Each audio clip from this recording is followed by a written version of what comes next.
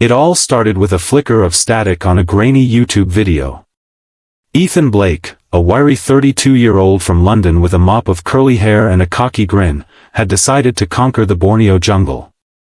Day 5, he'd set into his GoPro, his voice crackling over the upload, and I'm deeper than ever. This place is wild, alive. Next update tomorrow, yeah? That was the last anyone heard from him. His satellite phone went dark, his social media silent. His family begged for help, but the local authorities shook their heads. Too dangerous, they said.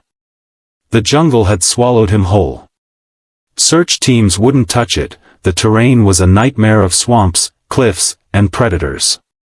Ethan was written off as gone, half a world away. Jason Statham was in Kuala Lumpur, Malaysia, wrapping up a grueling shoot for Expendables 7, Reloaded. He'd spent the day dangling from cranes, trading fake punches with stuntmen, and growling one-liners. Now he was unwinding in a dimly lit bar, still in his character's battered tactical vest, sipping whiskey. That's when he overheard the grizzled old pilot at the counter, Sanjay, a chain-smoking expat with a chipped tooth.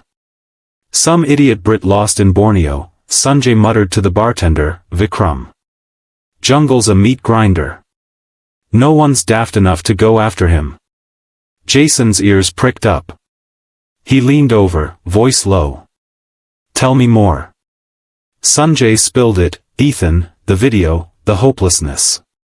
Jason didn't blink. He drained his glass, stood, and said, I'll bring him back. The bar went dead quiet. Sanjay choked on his beer. You're joking, right? Jason's steely glare said otherwise. Gear me up. By 2 a.m., Jason had Sanjay on board, literally. The pilot's beat-up helicopter, a relic from the 70s, was the only ride willing to skirt the jungle's edge. Jason packed light, a machete, a flare gun, a canteen, a flashlight, a coil of rope, and a battered compass. No fancy tech, just raw instinct. Sanjay flew low, the chopper rattling as lightning streaked the sky. Closest I get, he shouted over the roar. Jason nodded, clipped into a parachute, and leapt into the storm. The canopy swallowed him whole.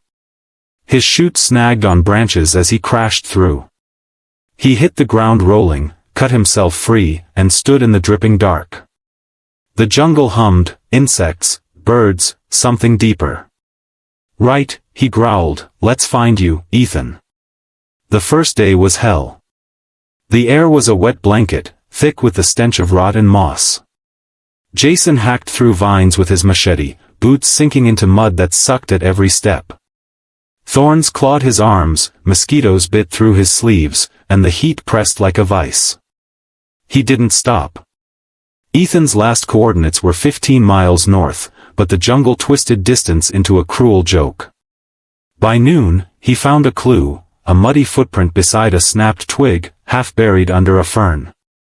You're out here, he muttered, adjusting his path.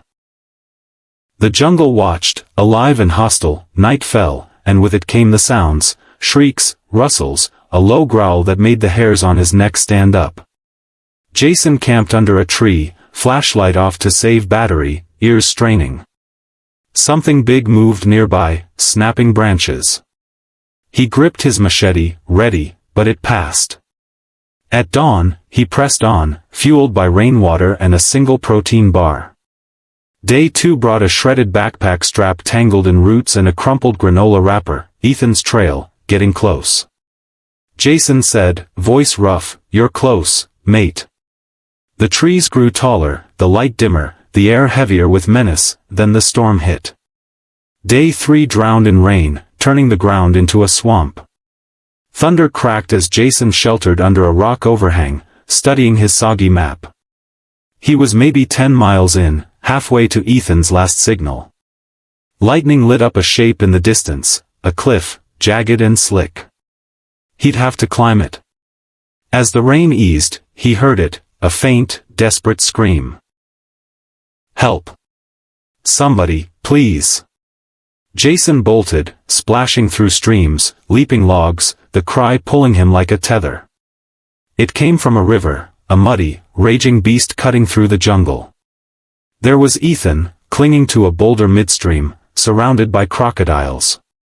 His clothes hung in tatters, one leg gashed and bleeding, his face ghost white. Four crocs circled, jaws snapping at the water. "Hang on!" Jason roared, dropping his pack. He waded in, yanking his legs.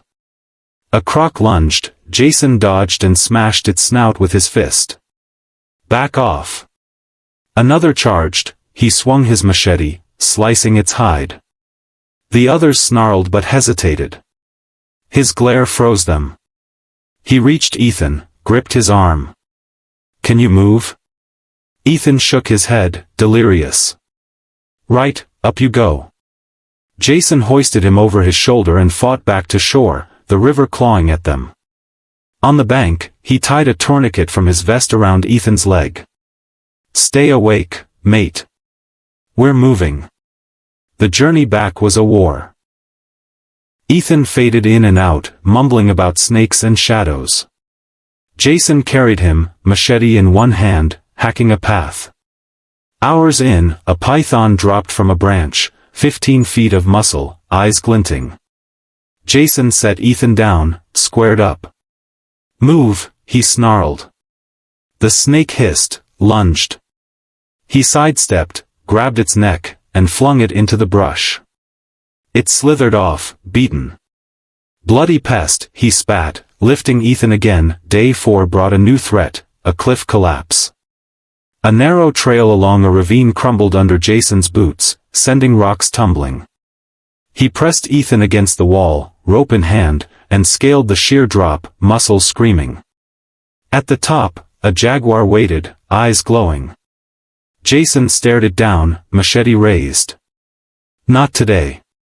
The cat growled, paced, then vanished. He kept moving, Ethan's weight a constant ache. Exhaustion gnawed him.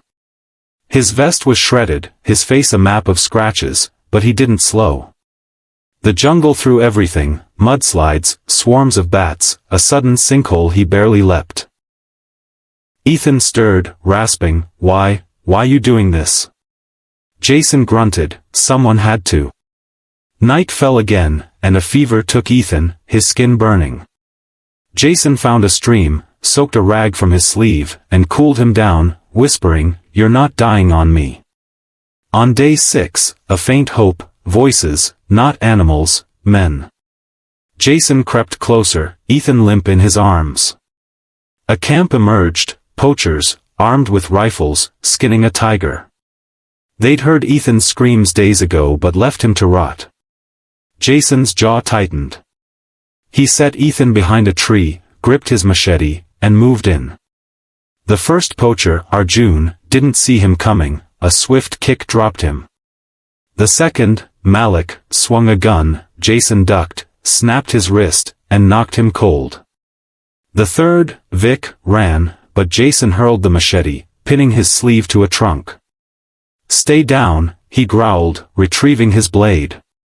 He trashed their camp, guns in the fire, pelts scattered, and moved on. Day 7 broke with sunlight piercing the canopy. Jason's flare gun was gone, lost to the river, but he'd marked his entry point. He trudged on, Ethan barely breathing. At noon, rotor blades thumped overhead, Sanjay, circling. Jason waved his arms, shouting, "Here." The chopper landed in a clearing, dust swirling. Sanjay leapt out, stunned. "You're alive." "And him," Jason said, easing Ethan down. "Get him a medic. Now." Sanjay scrambled as Jason stepped back, chest heaving. Ethan's eyes opened. "Jason." "Statham," he croaked, thought he'd lost it. Jason smirked. "You did." "I found it." The chopper lifted off, Ethan safe. Jason grabbed his machete, hopped on a stolen poacher's motorbike, and roared off. Back in town, the story exploded, Hollywood hero rescues explorer. Ethan's family offered rewards. Jason shrugged. "Keep it," he said, vanishing into the horizon. In Borneo, the jungle whispered his name, the man who beat its heart and walked away.